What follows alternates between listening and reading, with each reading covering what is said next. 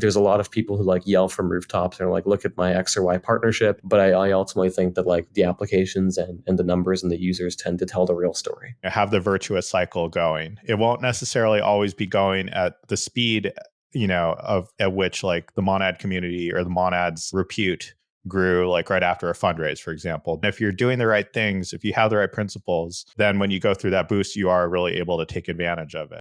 Hey everyone, we all know blockchain is changing the world, but who's actually driving it? I'm excited to invite you to the 6th edition of Meridian, a Web3 conference hosted by the Stellar Development Foundation in London from October 15th through 17th. Get early bird tickets at meridian.stellar.org with code BlockWorksPod. Special thanks to Stellar for sponsoring us. Now, let's get into today's episode. Everyone knows there's a massive shortage of top senior marketers in crypto, and teams are constantly struggling to get their go-to-market done right. That's why we're excited to have partnered up with Renault Partners, the premier go-to-market advisory firm for early-stage crypto teams. Get in touch with their team by heading on over to renaudpartners.com or giving the co-founder Jeff a follow on X. Check out the links in the description below.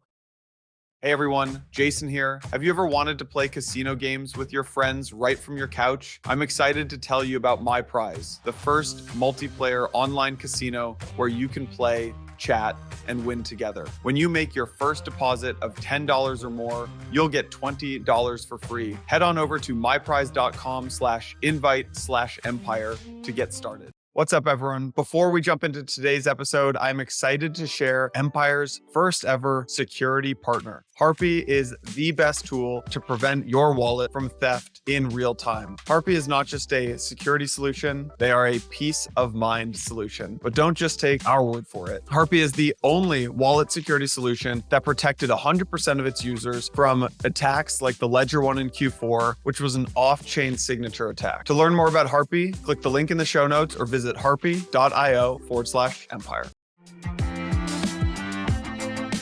All right, everyone. Welcome back to Empire. We got a little casual Friday morning community building chat with two of the goats, Keone from Monad, Smokey from Berachain. So Keone, Smokey, welcome to Empire, guys. Yeah, thanks for having us. Yeah. Cheers, man. That was good to be here. Yeah, I guess I should say welcome back. Okay, so there's I actually want to do this a little differently than most of the pods you guys have been on. There are a lot of podcasts that you've both been on talking about the technical aspects of why, Monad is better or Berachain is better and proof of liquidity and parallelization, all that kind of good stuff. And we can link those in the show notes. I don't want to talk about any of that, actually. I would like to talk about community building, ecosystem BD, just the general development of like the L1, L2 ecosystem. So I thought it'd be fun to start with a question about the other person, actually. So Smokey, I think I'll pick on you for this first one.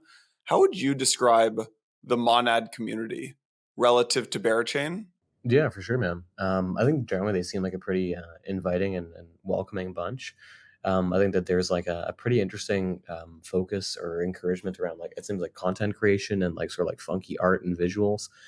They've got like their own swath of mascots of various animals and like reptilian creatures among other things that would appear. So I think there's a kind of fun vibe there that seems to have been built. It feels, I think when I think about it like in perspective to the Berachain community, a little bit more like what's the right word? It feels a little bit like more friendly to the point of like, hey, like this is like welcoming in a sense that can be seen as desirable by some and perhaps less by others if they're like more like crunchy, jaded CT natives. I think that on the other hand, like when I think about the Berachain community, there's definitely some folks who are like pretty wagme and a little bit more like Monad-esque in that manner. And then I feel like there's a little bit heavier weighting towards like the edgelords or like the guys who are just perhaps a little bit more mentally ill. That might be my initial impression. And then I think that the other thing that I think about a bunch is like there seems to be a good lore being developed and like good good backstories existing within the various characters in those communities. And I think that they do a lot in terms of like I'm not sure whether it's like Telegram oriented or Discord oriented like missions or quests to like sort of engage in certain things and like help produce X or Y forms of content, probably in combination with different strategic initiatives in the community. So it feels like a well coordinated group. Keone, same question but inverse for you.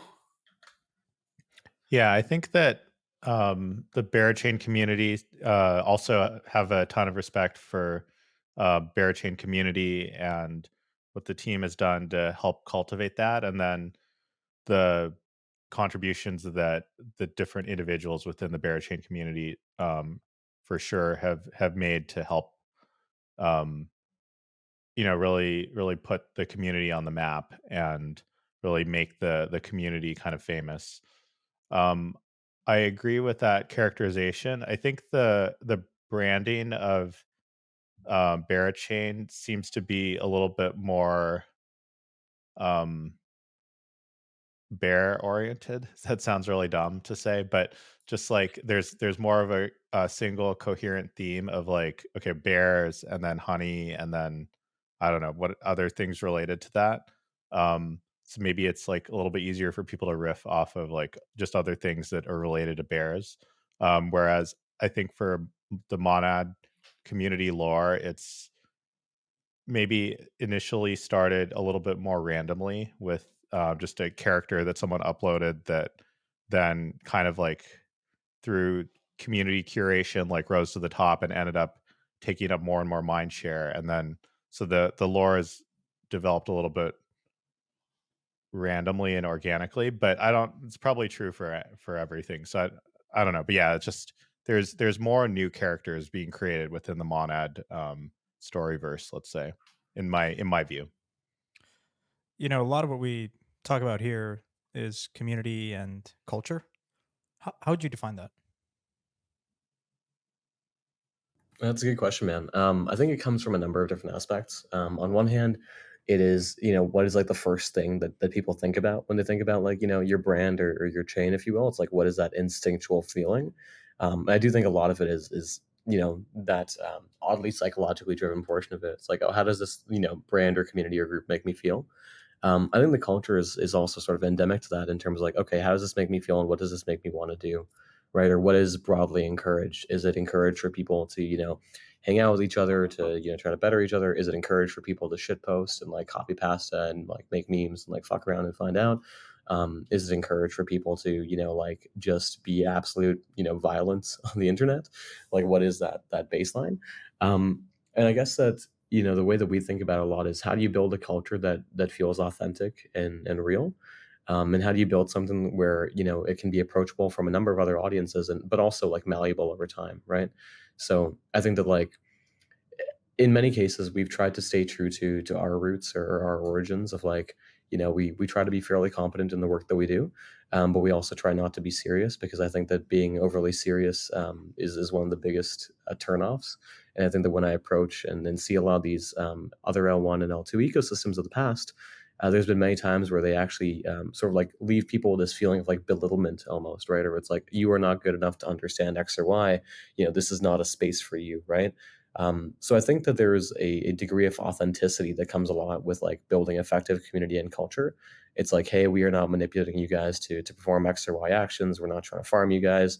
We are going to try to build X or Y things that seem interesting as a whole, and we're going to try to build a culture of excellence around building cool shit while having a good time, right? And I think that has probably been how we think about culture and community the most. And then when it comes to community, I feel that's a series of like little ripples where you sort of like help plant seeds for a little while, but you don't actually want to have a heavy hand in that. You kind of just want to like give people ideas, or you kind of just want to like talk about what an ideal end world might look like. And if people resonate with those ideas, and some of them might rise to the occasion and say, "Hey, we're going to go and run this," right? Like for us, I think a lot of the stuff that is actually thought of as being done by the foundation for Berachain is actually just the product of a bunch of randoms in the community who've been around for a couple of years and said, "Hey, I'm going to take matters into my own hands," whether that is the app builders, whether that's stuff like the Honey Jar, which is like a community initiative that's evolving into like a super team-esque structure that's helping with a whole bunch of ecosystem work and grants and exposure for different projects and community resources, or whether that's even more targeted initiatives like the Bear Baddies. Like I wish I could say that I played a role in helping manufacture any of these things, but in most cases I just bounced around ideas with folks and said, "Hey, this sounds kind of cool," or "This sounds pretty cursed, maybe we don't do that." And tried to provide guardrails. And then it just sort of turns into a set of organic interactions where people hopefully help each other and have a good time while doing so. The counter to maybe the openness, Smokey, is one of the best ways to build a brand is to say who you're not for, I think, and to like almost make it exclusive at the beginning, and it kind of compounds from there. So if like I think Anatoly and Raj did a really good job of this at Solana. It was like chewing glass and they would openly say, look, it's really freaking hard to build here. We don't want everyone. 9 out of 10 people aren't cut out to build on Solana. Now it's more open. Now that's not the message, but in the early days that was the message. I'm curious how you guys think about like building for a really targeted set of people, and then eventually you have to open it up. Yeah, I think that's a good point. There is definitely um I mean, there's a lot of ways to think about it. You could think of it as like bulking and cutting cycles. And some, maybe there's some periods where um the right thing to do is to be more exclusive, to be I see a lot of early communities now trying to start off by creating this air of exclusivity. Like, oh, we just opened our Discord for 10 minutes and anyone who got in is in, but now you can't get in. That kind of thing. I think there is a potential issue where now that everyone's trying to do that, it might not be nearly as effective. And then also the actual experience in the Discord or in whatever like um, gated community, like that, it actually needs to be something that's valuable to people. Otherwise, it will end up fizzling out. So I think that the idea of building community ultimately has to be about um, giving, like, trying to create an environment that the people enjoy being in and trying to offer value to the community members. And sometimes the like one requirement actually for the community being a pleasant place to be in um is gating the entry in some way, mostly so that spammers don't get in and just send a bunch of GMs and ask a bunch of repetitive questions just to try to like farm engagement. And so that's I think also increasingly becoming a problem for new projects in the space, is like sort of filtering out the signal from the noise. Um, it's almost like I forgot what it's called, like the vanishing point or something.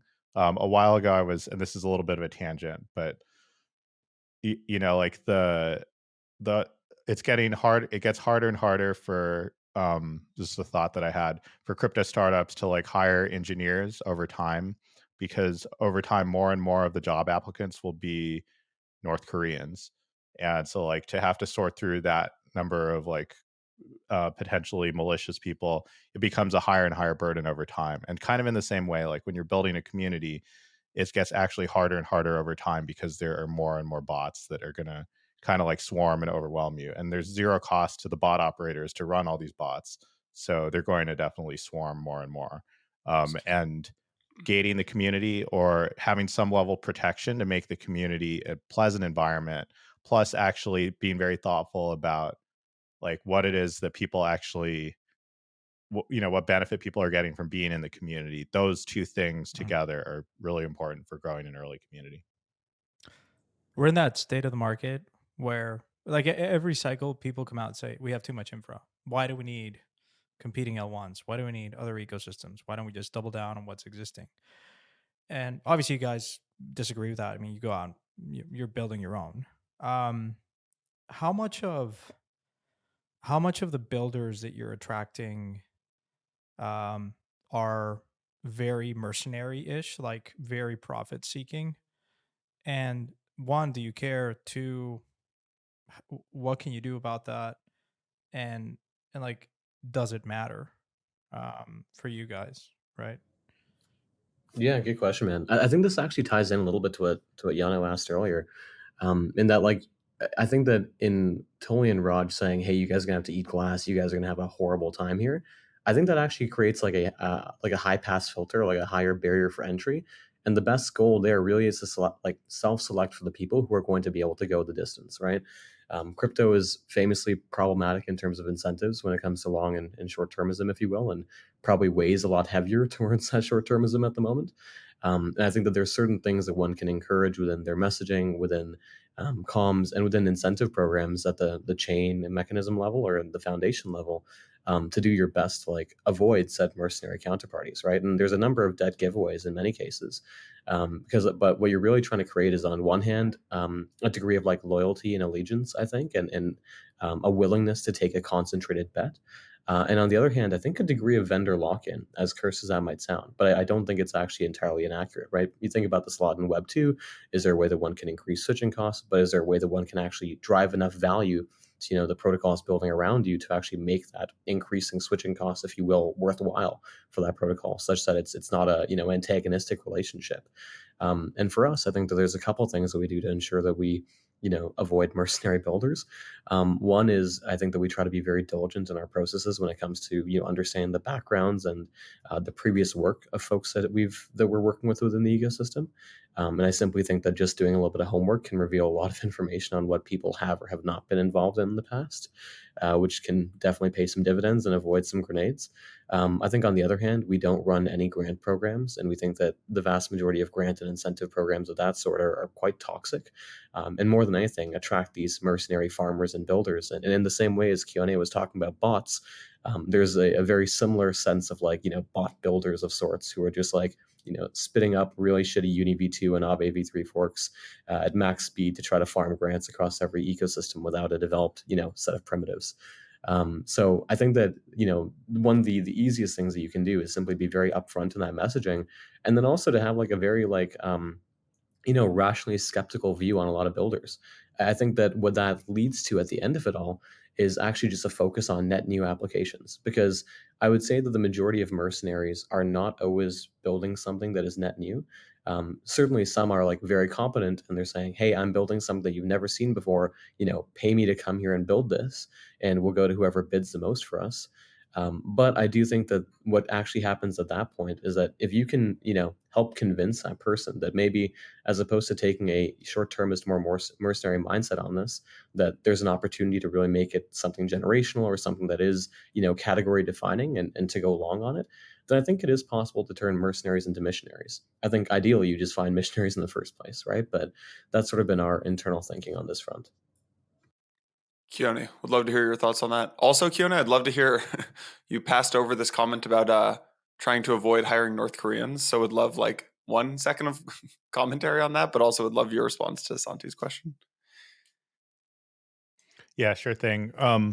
Yeah, maybe just to explain that a little bit further.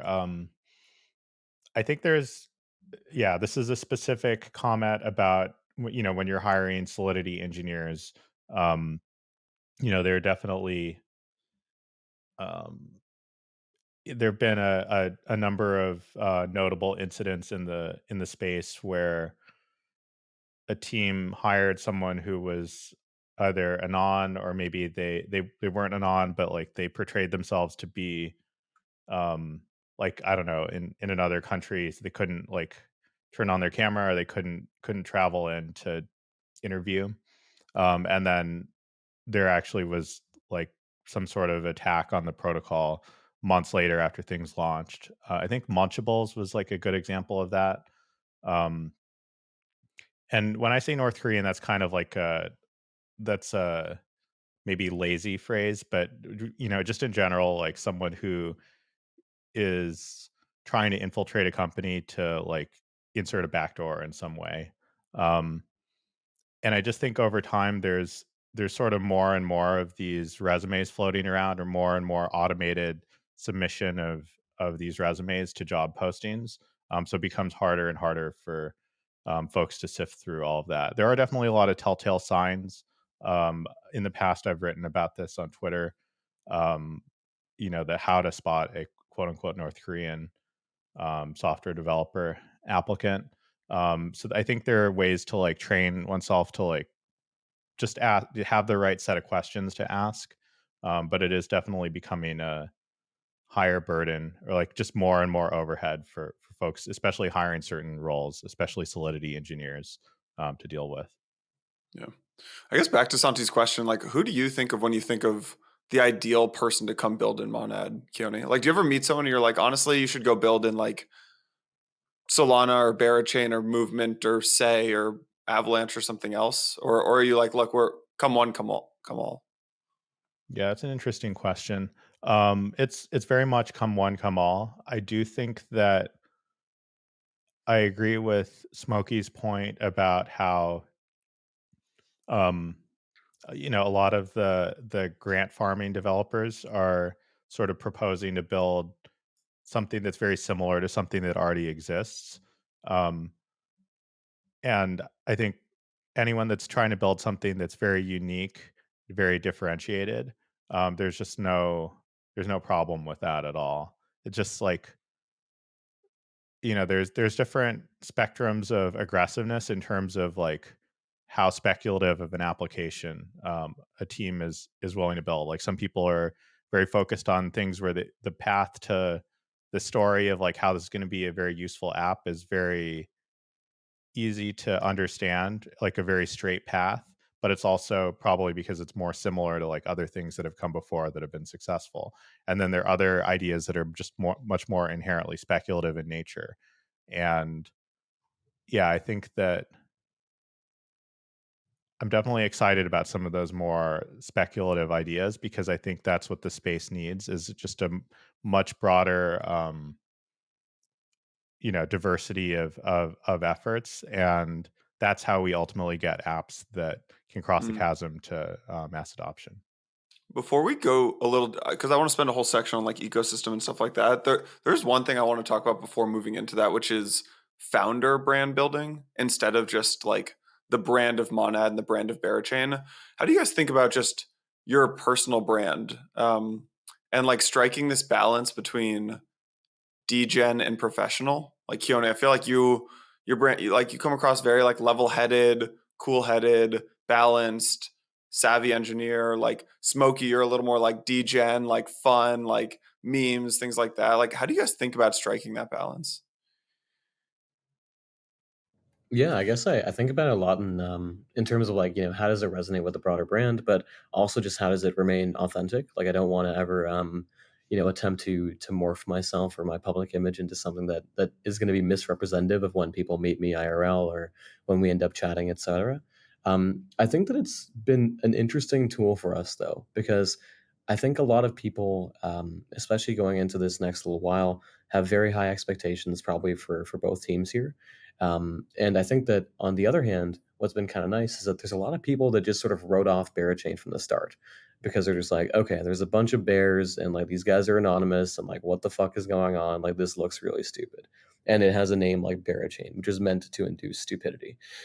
So like I think that there's very much a set of folks that thinks like, hey, if I talk to these guys, they're going to be clowns. And I don't mind that actually, because I think I'd much rather have that contrast or that cognitive dissonance and hopefully not come off as a clown when I chat with these folks.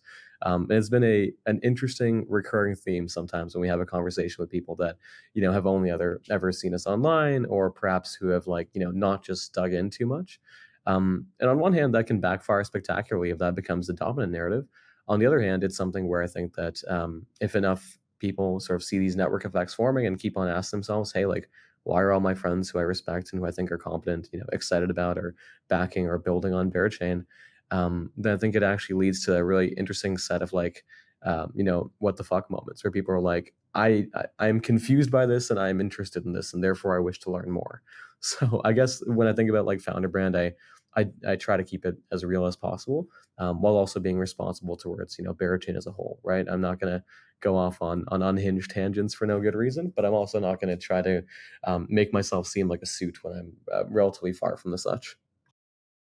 I've definitely had those interactions with people ask me, they know I'm an investor in like Berachain, and they're like, there's very polarizing views.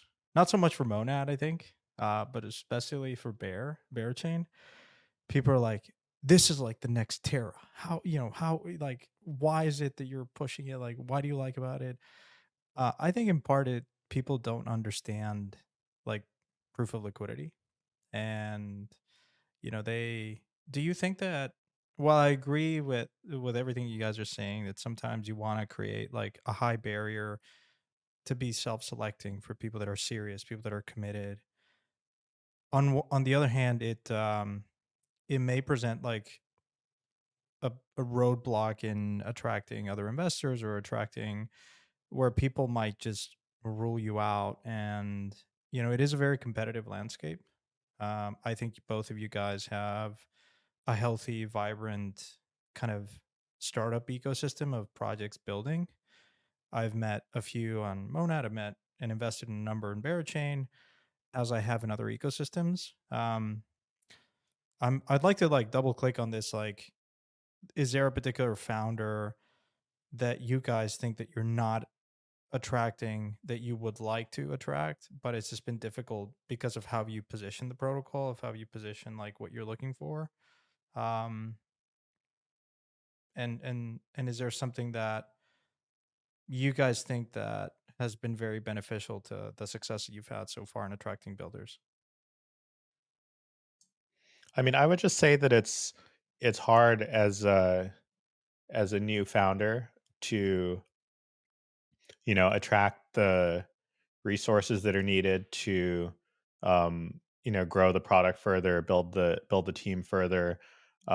It's hard because you're also competing for mind share, but nobody really knows you. They don't know what um yeah, like for most people, they don't like start out with a significant Twitter following or something, and then they're building a company from like building a team, building a company from scratch, and learning all of the lessons of um creating a startup from nothing, creating culture, like figuring out how to hire, figuring out how to like what they can compromise on. Making the first hire is honestly like the hardest thing in my opinion because you're starting at a time when you have no like credibility or resources. You don't really have a lot of money, and then you're trying to get the like absolute best person because getting that first or second or third really good person on the team then helps set a really high bar, which then makes it easier to recruit more good people.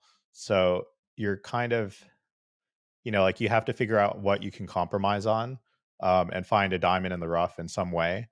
But then also for most people, like they've never done that before, so they don't actually know like what to look for either.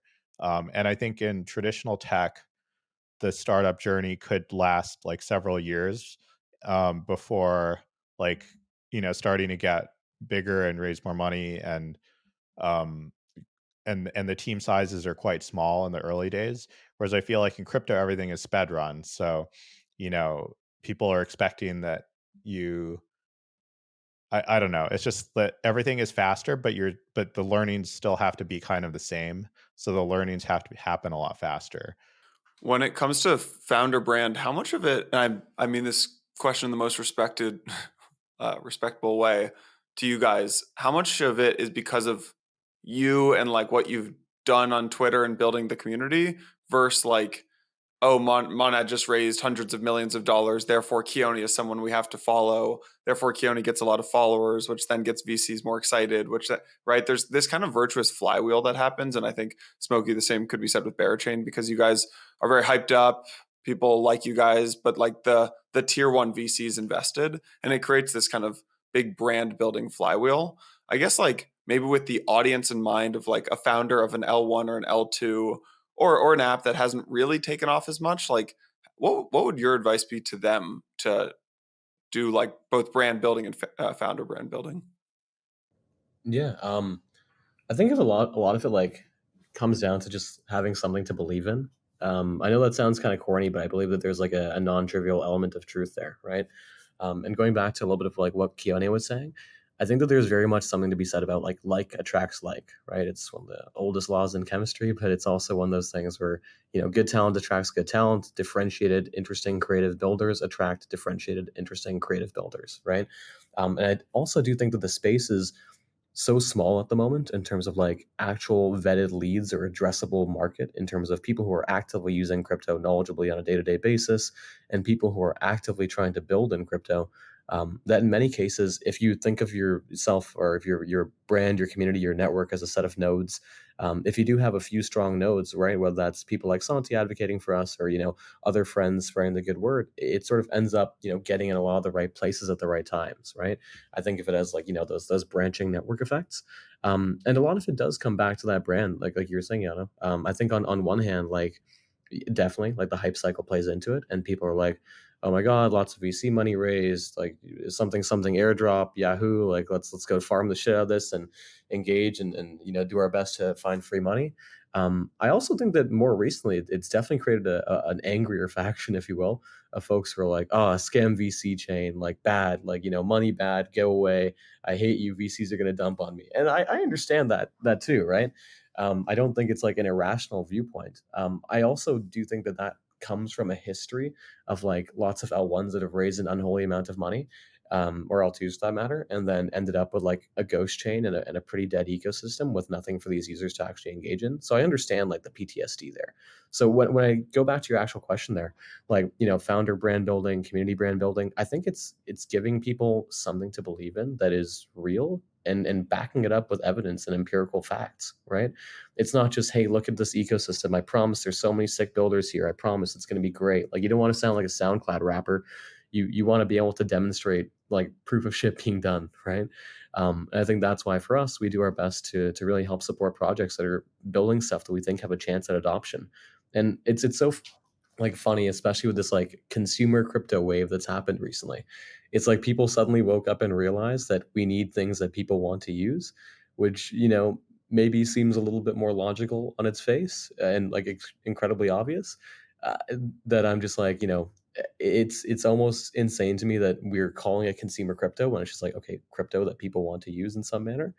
And I think that being able to help encourage more products that ultimately solve a problem or like make people's lives better in some manner, and then showing how that translates back to your brand or your community that sort of helped enable that in the first place, is kind of the way to go about it, right? It's like, how do you become the melting pot or like that launch pad that cool things come out of? And I think that certain communities and certain ecosystems have like temporarily captured that lightning in the bottle in the past. Like I think there was one point at which you would see cool new stuff living on Arbitrum to start, right? And that was just like the playground, that was the test ground, that was where all the cool new like spicy ideas came out of. I think we're seeing a whole bunch of it on base right now. I think the bigger question is, how do you keep momentum? How do you maintain inertia? And how do you keep that ball rolling such that it isn't like a 6-month flash in a pan, but rather it's something that has a continuous stream of hits, one after the other, and maintains attention, like Keone effectively mentioned earlier, right? Mhm. So like I think that it comes down to authenticity. I think it comes down to clear messaging, and I think it comes down to like evidence that the work is being done. Because I think that there's a lot of people who like yell from rooftops and are like, look at my X or Y partnership, but I ultimately think that like the applications and the numbers and the users tend to tell the real story. Yeah. From my perspective, like the three startups that I've invested in the Bera ecosystem, I asked them like, hey, like, why are you building on Berachain? And I think all of them seem to appreciate the novelty of proof of liquidity and how that can be pretty interesting from a yield standpoint and just alignment standpoint. And similarly, I think for Monad, when I've met a few startups that are building there, and they seem to appreciate kind of the benefits of Monad, even though like there are other perhaps competitors around, this parallelization kind of concept. And the biggest question that I ask is like, why not go and build on Solana? Like you're taking for both of these chains, you're taking timing risk, right? This might be a next cycle kind of thing. You could be building in Solana today. There's a particular startup that you introduced me to, Keone, that like was building on Solana and decided to just take the risk and build on Monad. So I'm curious, um, for you guys, like how much of the positioning is we're different from Ethereum in this way, and we're different than Solana in this way, um, or how much of it is this is what we stand for? Because a lot of times you can like attract people that have been perhaps frustrated in certain other environments and say we're different by being you know I guess like differentiation by like, you know, telling people what you don't stand for versus something that you're just truly kind of, you know, novel in some ways. Like contrarian for the sake of being contrarian versus like standing on something very unique. So going backward to something earlier that you said, which I think is like a question about um, differentiation and brand and founder brand. Like, there's a lot of value in like getting people's attention, maybe being a little bit more controversial, and that's never really been my approach. It's always just been trying to give like, say what I think and just be like sort of common sense driven, and then also stay out of it like if I don't have a unique opinion. So there is, one thing that happens is like basically crypto Twitter is like um it is a little bit of, to a certain extent is for entertainment. Like it's how we all like keep up with what's going on, but there's a competition for attention, and something will happen and then immediately there's like a whole bunch of posts or threads or whatever about in response to that. And there's sort of a strategy for like growing one's Twitter account, which is to like immediately go respond to that with something. And I've just never personally like wanted to do that because it just, unless I had a really unique take or something that actually like made me laugh, and I'm not that funny, so I can't really do that. Um, so I think that at least for me, like it's just about like trying to share unique insights when I have them, and as I've had gotten more and more experience like building a startup and so on, then I do have like something that I can share with other people that I think would be valuable, and so I try to like tweet more about that, share more about that. Um, but no matter where, one is in their startup journey, and no matter like how well known one's project is, like there's always still an opportunity to like grow the snowball a little bit and get the have the virtuous cycle going. It won't necessarily always be going at the speed, of at which like the monad community or the monads like repute grew like right after a fundraise, for example. But it's like if you're constantly making progress, then every now and then like you get a boost. Like it's like in Mario Kart where you go through the little like booster square, and then you get a boost. And if you're doing the right things, if you have the right principles, um, then when you go through that boost, you are really able to take advantage of it.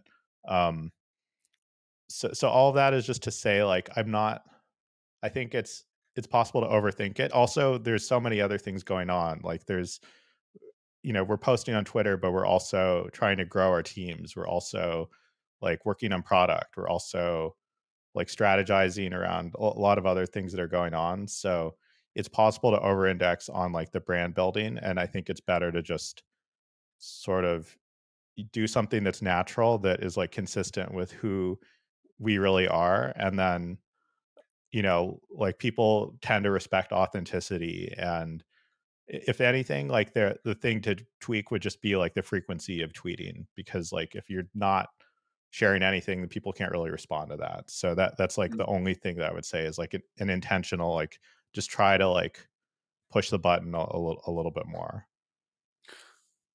Maybe let's shift a little from brand to BD for a second. There's like I don't know, big BD week on Twitter this week. Smokey, I think I'll throw this first question to you. Like, can you? There's a high level kind of esoteric conversation you can have about what BD means, but can you actually go really micro and like as tactical as possible? I'd love to hear just how Berachain thinks about BD. You guys hired that guy Jack, who's great, obviously, and like what is he doing on a daily basis? What are you doing on a daily basis? Are you like cold DMing people that you find on GitHub? Are you cold DMing founders of projects and other ecosystems that might not be doing as well? Like what are you actually what is BD inside of one of these big L1s? That's a fun one, man. Yeah, it's been a big week for the BD guys on Twitter. They're having a moment. Um, and like just to preface this, I think my take, and I yapped into the void on Twitter about this Yeah. yesterday, is that it's like mostly all bullshit right now, if you ask me. And I just simply say that because I've seen a lot of cases in the past. Look at the Blast ecosystem, where like there are a whole bunch of people who are like, "Yep, can't wait to do this on Blast. Can't wait to go live. Token price cratered.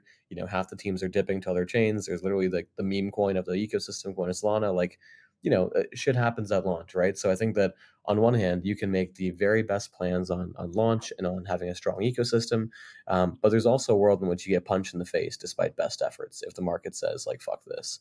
Now, I think the more productive viewpoint there is if you do a good enough job, the market shouldn't punch you in the face. But macro is macro, so I try to be self-aware on that front.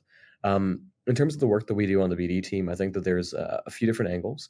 I think that the focus number one is always trying to identify projects that have something incredible going for them, something that really breaks the mold. On one hand, sometimes that is just a founder that just absolutely has that dog in them, and like that no matter what they do, they'll run through walls. Not to be corny, but they'll just do what it takes to win. And those are very few and far in between. But I think when you find them, you bet on them and you do everything you can to help them win and enable them, right? Not in an unfair manner, but just like if there's things that you can teach them, if there's knowledge you can impart, if there's introductions that you can make for them, you do what you can there, right? On the other hand, sometimes there are just amazing ideas that require refinement.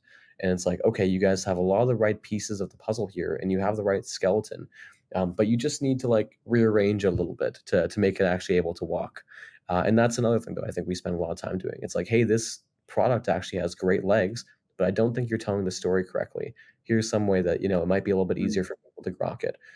So I wouldn't say that it's as much like cold calling and DMing. I think at this point, luckily, the team is pretty well networked and has a way of getting to a lot of different folks.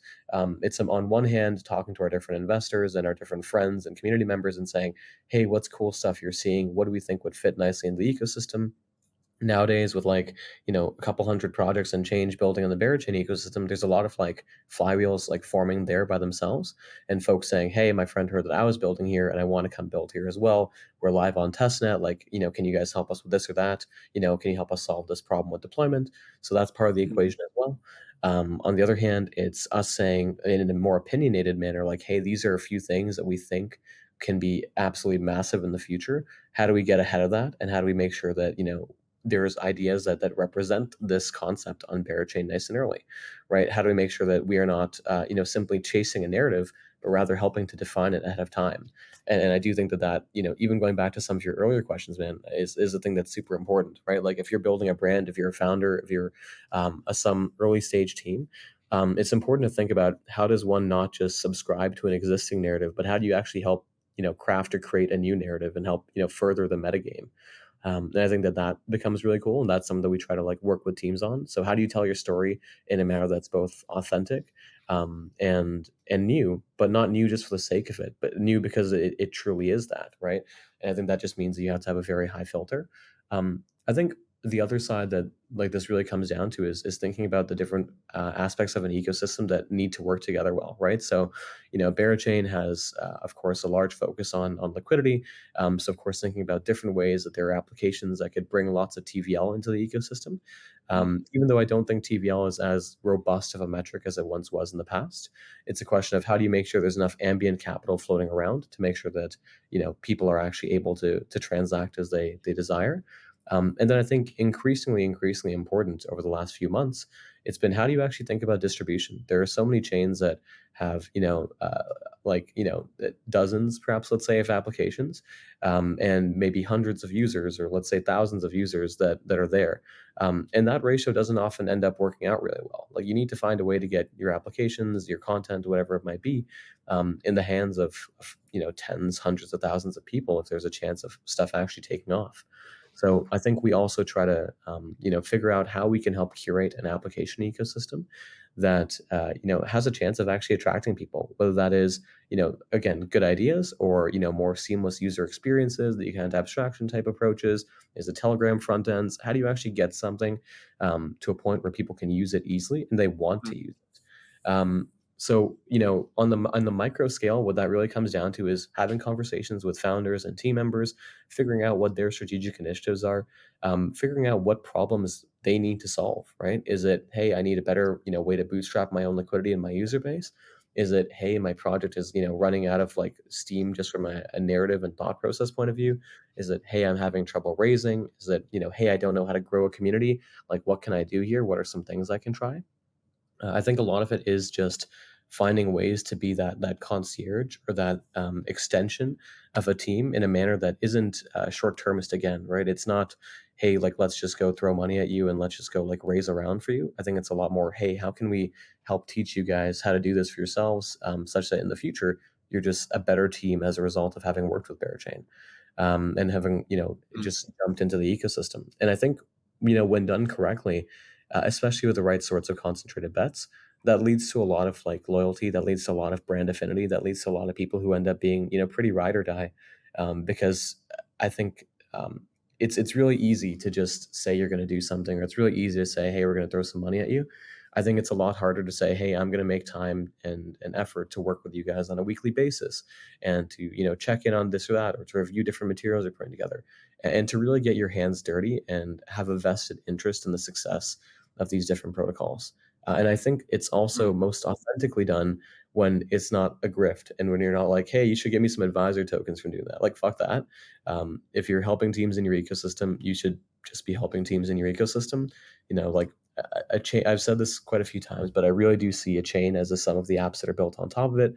The chain should not be the main character. Maybe that attracts some of the hype in the first place, but at the end of the day, the apps are what matter. And it's our job to give them the best chance of success and actually like making it out the hood, if you will, right? And I think a lot of that just comes down to putting in that time and effort, and there's very few excuses or alternatives for doing so, both in the minds of myself and I think many project founders that want someone who cares about what they're doing. Hey everyone, Jason here. Just wanted to take a quick break to talk about something exciting in the world of blockchain. The Stellar Development Foundation is hosting their 6th annual Meridian conference this October 15th through 17th in London. It's a 3-day event where the brightest minds in Web3 come together to discuss everything from tokenization to DeFi. If you're a developer, builder, policymaker, or business leader looking to make an impact in transforming global systems through blockchain, this is your chance to join the conversation. You'll get to network with the forward thinkers who are defining the future of this space. Head over to meridian.stellar.org and use the code BlockWorksPod for early bird pricing. Now let's get back to today's episode. Hey everyone, we all know that there's a massive shortage of top senior marketers in crypto. We've seen it over and over that teams are constantly struggling to get their go-to market done right.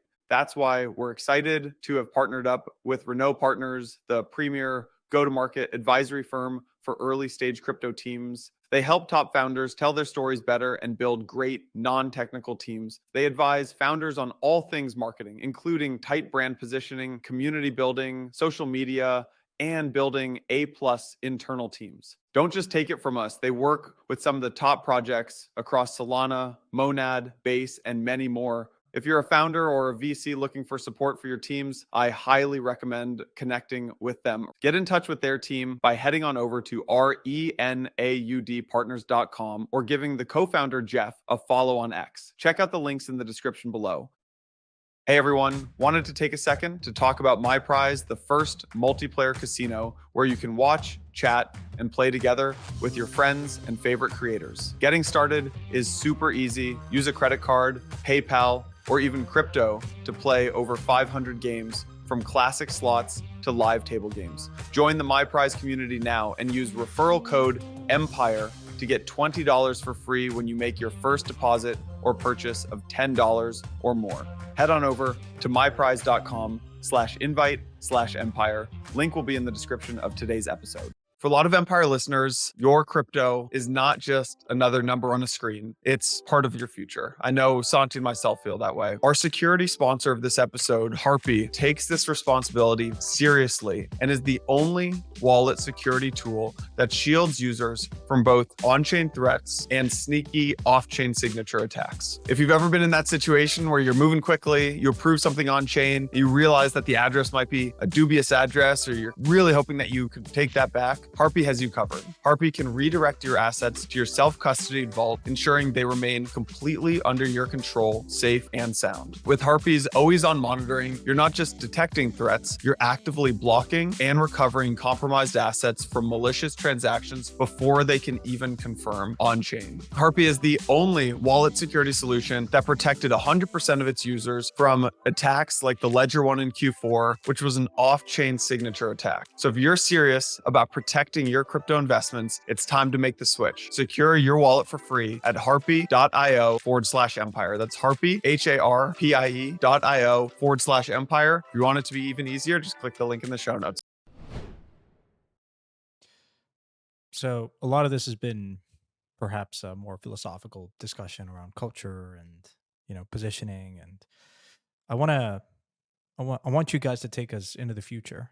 And what do the apps look like? What does the ecosystem look like in a year from now? What are the breakout kind of apps that people are using? Like, yeah, I'm curious from your vantage point, like if there's anything right now that you're seeing that is being built that you're really excited about and you think is going to really, if you were to survey 100 people that are using the chain, they're like, most of them are like using X or Y or a few apps. And um, yeah.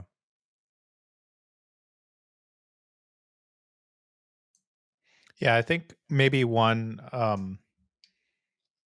like vision that seems pretty clear in my head is um like WeChat.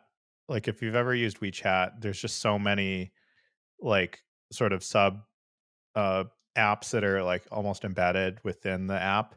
Um just to name the obvious ones, like you can order food within WeChat, or you can hire a handyman, or um you can like I don't know, get a courier service, or you can just do online shopping, or you can like see your friends social media. Like there's just so much that you can do all embedded within the super app. And I think that crypto has the potential to um basically be the back end for this super app kind of environment, because you have embedded payments. Like we have a currency system already. We have an account system with that could store any kind of arbitrary data.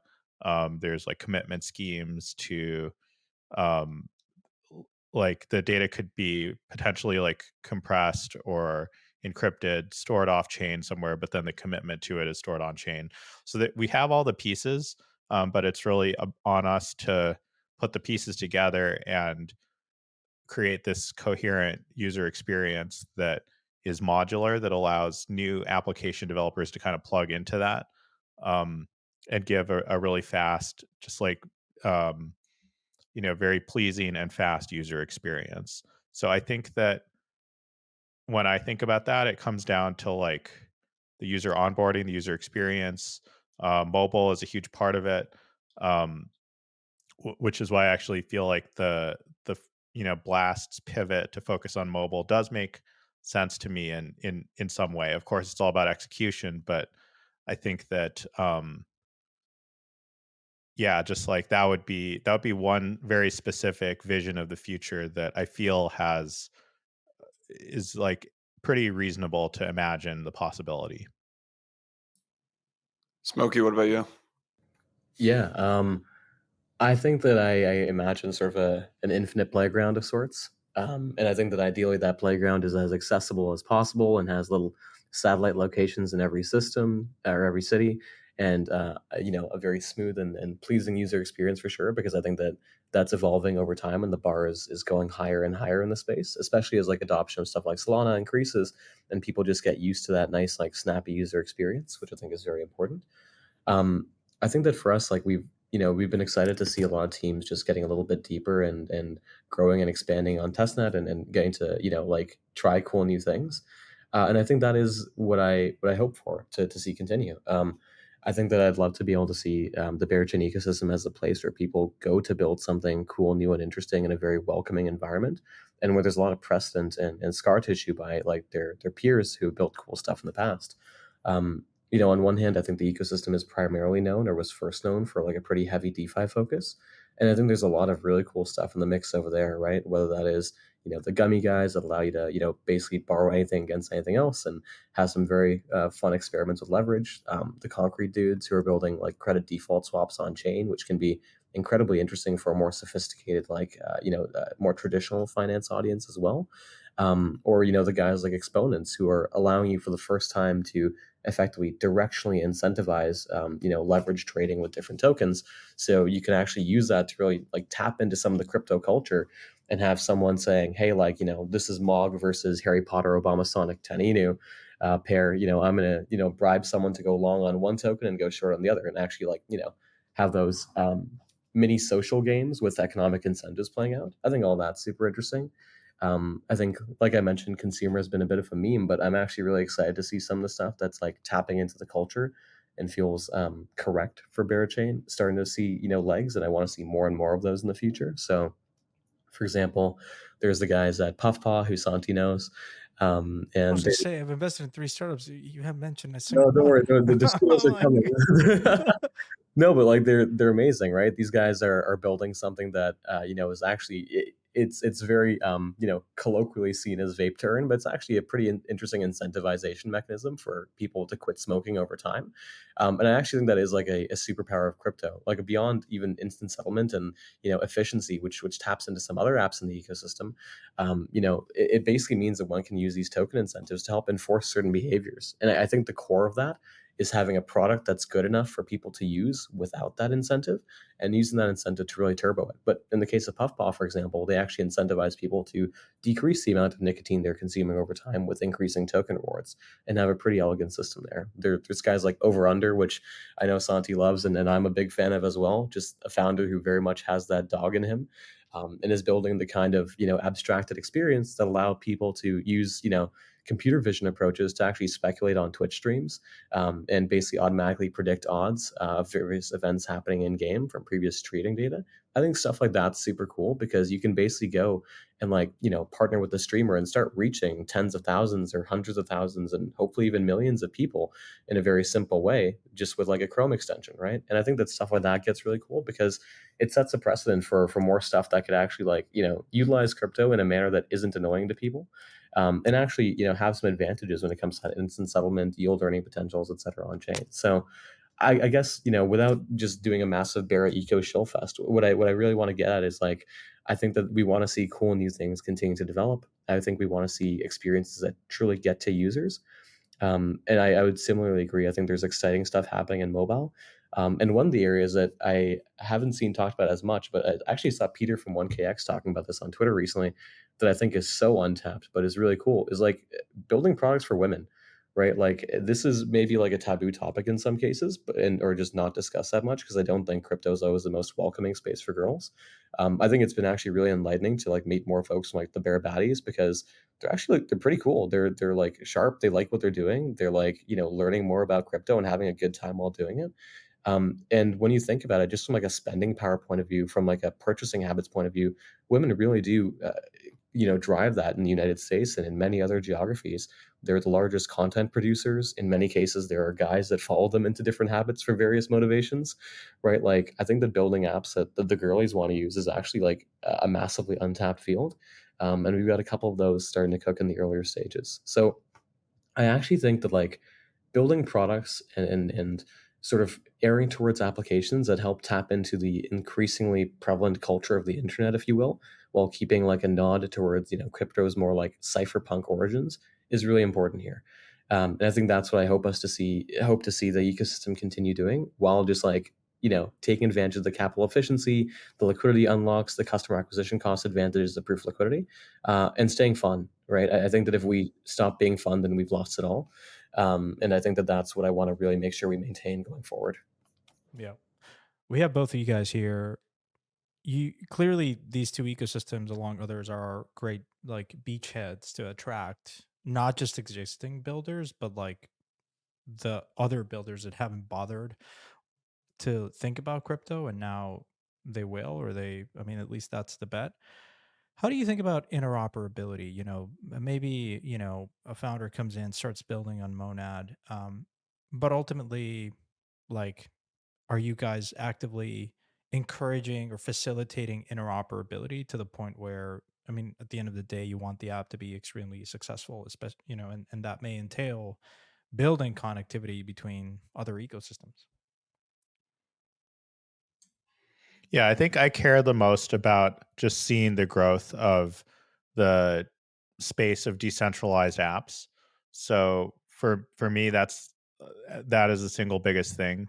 Um, the technology that we've built at Monad, um, basically like building a much bigger pipeline that can support a lot more users, support a lot more transactions.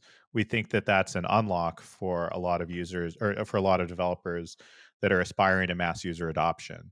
And if you run the numbers, it doesn't take too many DAUs from like a traditional tech perspective or that many transactions per user per day from a traditional tech perspective to end up with a pretty high number of transactions that are needed per day relative to what Ethereum offers right now, which is like a million transactions per day. Crazy low.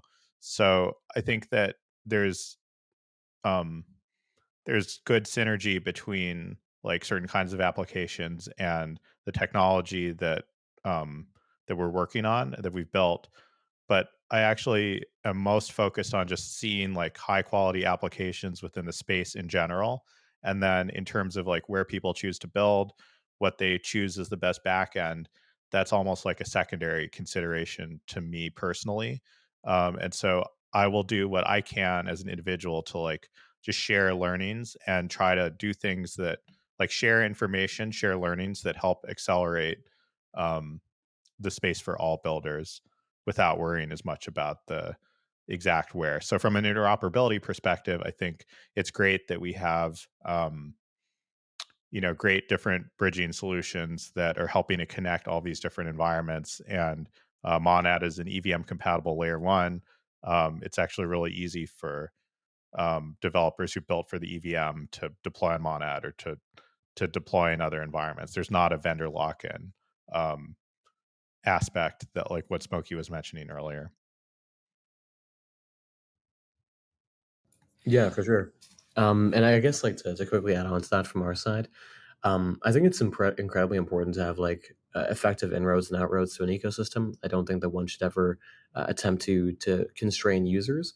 I do think it's important to be able to find a way to like keep applications sticky, because I do think that that's a meaningful portion of the problems that have plagued a number of other ecosystems. And I guess the way that we think about that is in the course of value alignment, right? Tapping into proof of liquidity is not just necessarily a one-click process, but it's hopefully one that can make lives better for a lot of applications. And we've definitely found it to be one of those tools that, sort of answering your original question, Santi, has allowed us to get more builders excited, because they're like, oh cool, like for the first time the chain can actually help power my application. Like it's not me just having a parasitic relationship in some manner. It's this chain actually helping me succeed. So I think that's been really helpful. And I think it also does help, model a little bit more clearly for folks even coming from a more trad development audience, and that they're like, okay, the infrastructure, the base plate that I'm using is improving my experience as a builder, right? So I think that's been quite good to us. And I think for the long run, like it's incredibly important to actually build a welcoming place, but also one that ultimately recognizes some of the power laws that will exist, right? I do think that in almost all ecosystems and in almost all cases to date, there do tend to be these breakout applications. I think that we should do everything we can to support a wide range as possible, but ultimately, I think that striations form within those ecosystems, and you want to be able to make sure that you're supporting every team, but you're not neglecting those that are actually helping to drive a ton of value into the eco as well. Mhm. As a follow up to this point, a lot of there's there's some confusion around what success for an application looks like. We talk about mainstream adoption, but Keone, you said something around it doesn't take much. Maybe the current user base of crypto is one that skews high purchasing power. So you don't need a million people on chain. You don't need a billion users. You need maybe thousands, but you know, are more engaged or are because they're stakeholders in the system and or because their purchasing power is higher. What I guess depends on the application, but the question is like, what is that KPI when you think about breakout success, and how do you define that for the applications being built on the ecosystem? I would say it's two things. Number one is like you have to sort of evaluate the application as a business as well. So like how like to what extent or sorry, when you're evaluating businesses, there's sort of two things to look for. One is like the revenue or more specifically the profit of the business. And then the other thing is the rate of growth of the business. And um that's how companies are valued in the traditional space. And while not everything is the same in the crypto space, like I think it's a useful framework for reference.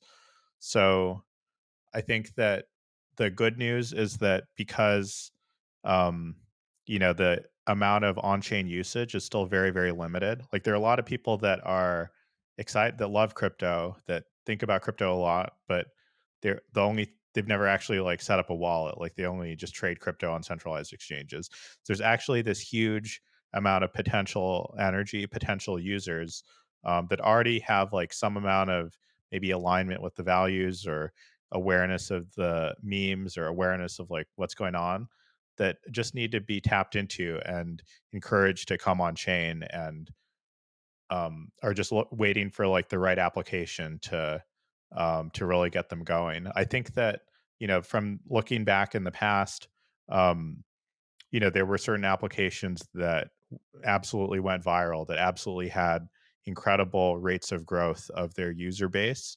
Axie Infinity comes to mind, StepN comes to mind. Those were like, I think it's fair to say, like driven by financial incentives, and the speed on the way up was really aggressive, and the speed on the way down was also really aggressive because there was a bit of element of like new users coming and buying the NFTs, then push the price up, which then propels the economy, which then causes more people to want to go jump in there. But it's not like fundamentally sustainable. So I'm not advocating for that rate of that specific mechanic, but I think that you can see that when there is opportunity, when there is something that like really goes viral, you can see an incredibly fast growth. Um, and there's just so much potential. It's really just about having that application that has inherent value, that offers inherent value to the end user, so that they keep coming back rather than being purely motivated by some sort of like um, temporary incentive or temporary condition that maybe logic would dictate is not really going to last. I'm curious. I'm curious if your guys' answers overlap here. Smokey and Keone, who are the three chains that you guys end up competing with the most? What? But you got to let Smokey answer my question. Oh, go off, Smokey. Go off, Smokey. This is, you know, this is, you'd think that Yano and I would get better over time. This podcast. Santi, we This gotta is who I have to deal with on a daily check the basis, tape. ladies and Check gentlemen. the YouTube comments. We gotta check the YouTube comments. Yeah, Here, this is everyone's true. gotta go on YouTube and say who's a better host this episode, Santi or me? That's Oh, the God, real we outcome. know, that's a Smokey, go basic ahead. question. We know the answer to that. The patient of a saint over here. I think that I would agree with a lot of what Keone said. I'd also add a couple more things in there. So on one hand, like can it stand on its own feet, or does the application get inflated / emitted to death, without weird additional incentives, right? That's one thing for sure. Can it be cash flow positive? Very few apps in crypto are. I think part of the reason that everyone's like hyped over Pump Fun is because they're like, oh, this makes money, right? Part of the reason people were hyped over OpenSea in the past, like, oh, this makes money, right? Now, notably, no token for either of those, so it becomes a bit different when that dynamic is added. But that's 100% part of it. On the other hand, I also think about total number of users, because Santi, you're quite right in that there's right now a very heavy skew towards more enriched users. But I also do think that if like crypto is ever to not be like a weird thing, and if it's not to be like a thing where it's just like here's a bunch of grifts and here's a meme coin. Not that meme coins are bad. Like I think you do need stuff that lay people can use and people actually care about if they have a couple $100 or $1,000 in their bank account or whatever it might be. I do think that becomes especially interesting for emerging markets. And I was actually recently talking to a builder from Nigeria who was like, literally, if you go to the gas stations, if you go to train stations, if you go to like anywhere in public malls, people are just playing these tap to earn Telegram games nonstop. And he wanted to find a way to get those to trigger like back end actions on different like smart contract or on different apps. And I was like, that's pretty funny. Anyway, I think that we do need to be able to like skew towards things that actually have a chance of getting more than a small subset of users and that aren't just whale games. I think two more things add in there are one, like the user experience, like, just the feel of that application. Is it something that's really easy for people to onboard and get to use? Like I think the Moonshot app on Solana recently is an interesting thing there, right? Like a Robinhood for meme coins kind of thing. And then I think another thing is like how much of a fundamental base plate is it within an ecosystem? Right. I think like GMX is a pretty good example of this within the ARB ecosystem. You had a ton of people building products around that, right? Whether that was like delta neutral vaults or leverage products or means of like borrowing against different primitives, etc. I think all that becomes quite important at scale. So really, like how embedded or how much of like a foundational piece of an ecosystem is this actually? And then Yano, for your question, man, which chains do I think we compete against the most? I guess like I'm sure there'll be competition between us and Monad, obviously. I think we address different user groups, but like EVM identical / EVM compatible chains. I think people will look to that and like lots of recent activity. I think that Base is very much in the mix more recently. I think that there's a pretty thriving consumer / user facing ecosystem there. There's interesting DeFi projects / like experiments being there. It very much feels to me like where Arbitrum was a couple of years ago, but with a better shot at distribution and like better brand value in that sense. Not to look down on Arb, to be clear, just saying like where I think a lot of the attention's at. And I think Hyperliquid's also interesting. I think that they have like a very strong like community based group who's like, hey, this has no VC funding. This is like a good product. Like there's a lot of excitement around what they're building, and I believe they're extending that into an EVM environment as well. I'm not sure exactly what like the interplay between like the core Hyperliquid infrastructure and that EVM will look like, but I expect that there will be cool stuff being built there, and that there'll be like some cool competition to see. Yeah, and I would echo what Smokey said. I think from my perspective, it would be Base, Solana, and um, perhaps Blast. Although it depends a little bit on the timing there. That's interesting. Like I think in the past it was a little bit more of a there's a little bit more overlap. Mm-hmm. I recently saw this great tweet by one of the like pretty involved Solana investors out there, and says like most of the first batch of apps in that ecosystem like are no longer around and are not the breakout apps that you're seeing today. Like the pre-FTX apps were like, very few of them still have any decent traction today. Most of the best apps came after this kind of traumatic, hardening, defining moment for the chain. That's true for Solana. For Ethereum, like it's different, right? You had like a lot of the ICO projects went through this boom bust and then reemergence in some ways, changed a lot. Like Aves of the world, for instance. Um, Anything that you guys are paying attention to prior, kind of observing the evolution of an ecosystem like Ethereum or Solana, and like I guess like what are the, if any, lessons learned from perhaps those two projects or others that you're taking to heart, and then you're kind of making sure you avoid certain mistakes? I wouldn't necessarily call them mistakes, but just like lessons learned, I guess. Yeah, I think one thing that comes to mind really quickly, and this is something that I discussed. I can't remember if it was on a pod or where, but I think that almost every major ecosystem has had like that stood the test of time, has had some massive trauma bonding experience. Like some point where shit hits the fan and everything goes wrong, and everyone's like, "Holy shit, is it all over?" Like Bitcoin had Mt. Gox, Ethereum had like the DAO hack, like Solana had FTX. Like I think those all were craters in their own respects, right?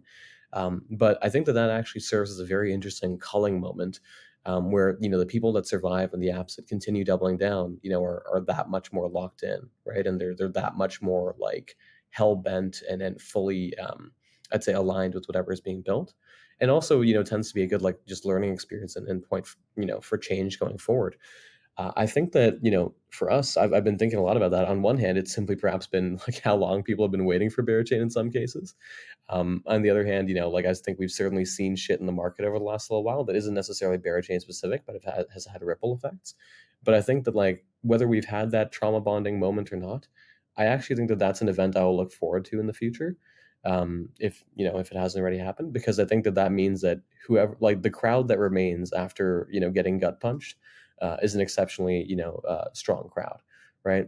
I like to make fun of Cosmos slash Atom a ton because I just think it's like a very problematic ecosystem. But I can't deny the fact that there's a number of diehards that no matter how many times Cosmos gets punched in the face, they don't care. They're there to ride, right? And I have begrudging respect for that. I think that one of the other things to think about from like the Sol versus ETH and just sort of these ecosystems over time is the importance of like strong hands up on product leadership and focus on building something that is pleasant for people to use. And I think that this has happened in a couple different ways. On ETH, I think we think about the scaling roadmap. I think about ZKs over time. I think a lot of things that have excited people technically, but may not have always borne fruit in the manner in which they thought. Even right now, there's lots of conversations about okay, L2s scale ETH, but are they actually parasitic to the chain itself, etc. Like, what does that look like? And we think about this as well as like a number of groups look to build, rollups for L2s because with the fully EVM identical environment that has like an unmodified execution client, you can deploy OP stack rollups, Orbit rollups, whatever it is, to Berachain without having to do anything different, right? And we think about how to actually secure effective relationships between an L1 and an L2, and we've got some kind of cool ideas brewing over there that might allow for some stuff that taps very uniquely into proof of liquidity, and how an L2 can actually play a role, or its token can play a role in like block rewards and the block building process on Berachain that we think will be quite cool. On the other hand, I think that like there's been complaints or concerns in many cases over a lack of direct leadership or product focused vision on the ETH side, despite having a massive and very difficult roadmap. Whereas I think the one thing I've always seen within Solana has been like a relative relentless like engineering focus, like not and I think that there's a balance that needs to be struck between effective ethos of decentralization and building something that is actually correctly distributed and is effectively decentralized, versus decentralizing to the point at which it's easier to lose path and to not have a force that is clearly pushing things forward. And then there's always vocal members within those groups. And sorry, that'd be the last thing is I think that like another example of this was Chainlink back in the day. And I make reference to these guys relatively often. You find this set of folks in your community who just become the loudspeakers for their voices, if you will, right? Like they become their advocates in some manner. I think Mert is a very famous example and a classic guy who does that for Solana. He obviously is friends with the foundation, but he speaks his mind and says what he thinks about the path of the product going forward. And I think that having that network of a few folks in the community who are really not afraid to say what needs to be said is also really important to curate and to create a safe space for them to like say things, because you don't want it to fall on deaf ears, but you also don't want like a full community takeover of a project, if you will. Keone, anything to add? Yeah, I think regarding the trauma bonding, I mean, crypto definitely seems to go in cycles, and I think for any startup founder that's really ambitious, that has a really big vision, it's going to be a multi-year build that almost certainly will, um, go through a period where crypto is almost universally questioned, and where it's tough to like tell your uh your partner's parents what you work on, or like there's just inevitably there's going to be tough times for the industry, or maybe like where the reputation isn't as great, and where it's harder to hire from outside of crypto and so on. um so I think that, to the point about like Solana and like the builders trauma bonding during the like post FTX really tough period, I can definitely see that. I can also see that it was just like that bear market period was a time when the builders that were building really ambitious things were mostly like just building because it does take time to build things. Um, and so it's almost like not the, it obviously makes it difficult, much harder to, attract resources, but like you also just need that period of time to like go and realize the vision.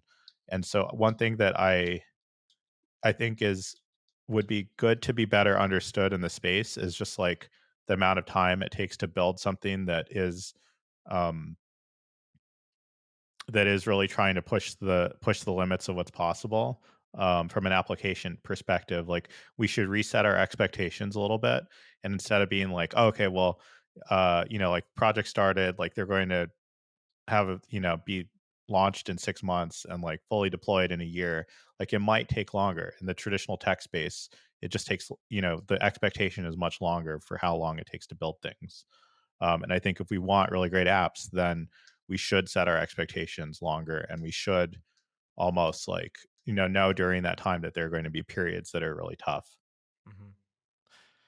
My last question, I know Yano has another one, is around this idea of price and tokens, right? I mean, tokens, while they are phenomenal coordination mechanisms, they're also the way that you map contributions in this open source world, and they're great. They can be great mechanisms to layer incentives and acquire customers. On the other hand, they can be very distracting. They can really, when it's down only because the market's, we're in a bear market, it can lead to this huge disillusionment to the point where people leave and don't want to come back. Um, how do you think about that? I mean, is that, I mean, something that you can control, or you can at least guide teams to say, hey, to your point, Smokey, I mean, you guys have been around for a while, you don't have a token. In many ways, perhaps other chains are a bit more, eager to launch a token. I don't know if there's a good answer or perfect answer to this. I guess it depends on market environment. Some people say launching the bottom of the bear, but you don't maybe have that luxury, right? Um, but I am curious specifically for the apps that are building on the ecosystem. Like, how do you think about tokens and price being in that relationship? And are we perhaps are projects launching tokens too early? And because in traditional startup land, you have many years of, you know, traction and building, and, and then you IPO. And so um, I'm curious what your thoughts are there. Because once you have a token, it's a whole new game and dimension that you have to think about as a builder. And that could be both really good, but also really bad. I think that you can't control price. Like price does its own thing, the token does its own thing. It is in many cases almost famously separate from the product, which is like kind of cursed in its own way. I really do think that the best thing that one can do for the health of your token, price, etc., is build a good project. I don't think that's rocket science, and there's many different interpretations of what a good project is. But I think something that's easy for people to use, something that's accessible, and something that has good people building on it that it can ultimately help bring value back home, if you will. Um, I think the other thing when it comes to actually projects launching tokens, I tend to agree with you there, Santi, in that like I don't know, I come from a trad tech slash like a trad startup world, and it's incredibly odd to have this like set of incentives where it's like yes, you IPO as you start building the company, or a couple months or a few months or maybe a year into building the company, and then the open market is really what decides your fate in many ways after that. I think a lot of it also does come down to vesting structures, which I do imagine at some point are due for some sort of a spicy overhaul. I was talking to someone recently about how I actually think that like right now, like certain meme coin projects probably have the best vesting structures that I've seen, as cursed as that is to say, in that they're actually more tied to certain KPIs, whether that is the amount of fees generated by X or Y LP, whether that is the amount of the market cap or the FTV of a given token, and they'll basically have it set up such that people who have invested they get out over time versus based on the project's success. And I'm defining success broadly here, but I'm correlating it to price action in this case. Um, and on one hand, I can see that being more problematic for different funds that are thinking about return timeframes and the predictability for their LPs and what they can take management fees on, et cetera, et cetera. On the other hand, I can see it as something that might actually be more healthy for the world in a long term scenario where it's like, hey, in order for one to hit this unlock, this project has to have continued growing in some manner, right? Do I think that's a perfect solution? No, far from it.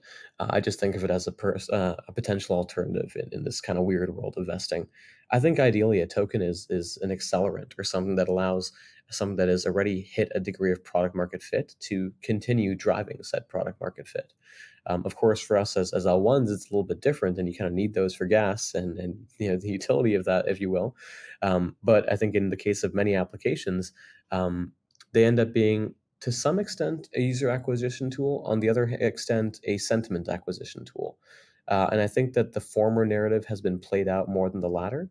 I think the latter is ultimately almost more important, as in like I think that the acquisition cost for projects with tokens is actually famously quite high, right? Like you're paying like, hundreds of dollars or thousands of dollars in tokens for a single user, which is like kind of insane when you consider that from like a CAC to LTV ratio in trad businesses, right?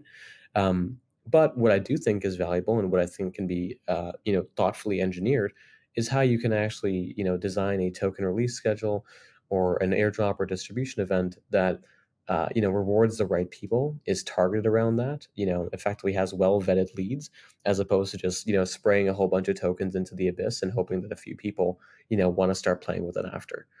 I think that, pre-vetting that audience and then finding a way to actually ensure that you're rewarding the people who have contributed the most is super important, and can maybe turn those sorts of like, token distribution events and the existence of a token into a more useful thing for a product than just like, oh man, charts up, charts big down, right? And riding that wave. Smokey, how's your lifting game these days?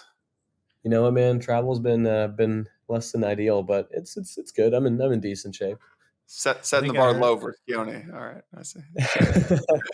I think Smokey. I saw a tweet of He's yours back. sandbagging.